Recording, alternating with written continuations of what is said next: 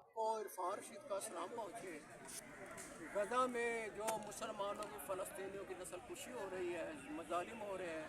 اور وہاں پہ آئے روز اسرائیل بمباری کر رہا ہے، اتنی بڑی بڑی بلڈنگز گرا رہا ہے، اس کے نیچے ملبے نیچے بڑے چھوٹے بچے سب مر رہے ہیں، شہید ہو رہے ہیں، کوئی طاقت اس کو روک نہیں رہی ہے۔ ایسے لگ رہے جیسے قیامت بہت نزدیک ہے۔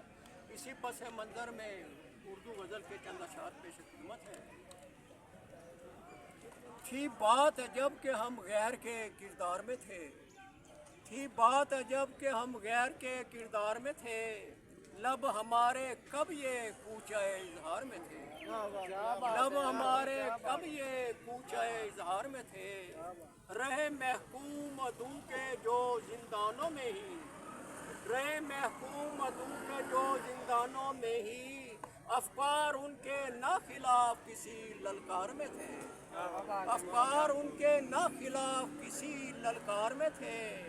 تھا بٹھایا خوف شرر دہر کا جس نے، محل اس کے نہ ہمارے شہر یار میں تھے، محل اس کے نہ ہمارے شہر یار میں تھے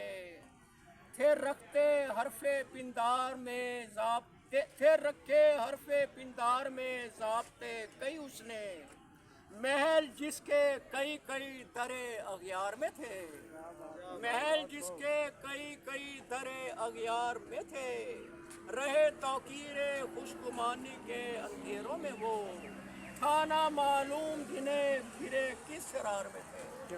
تھا نہ معلوم جنہیں گھرے کس شرار میں تھے پڑاؤ ارد گرد جو دیس کے اپنے،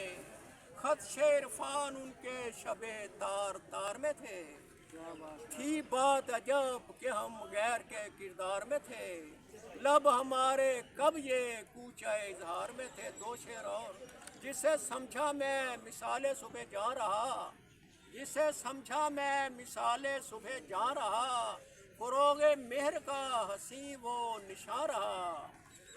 شہر کے وہ رہزنوں سے لڑتا خود ہی،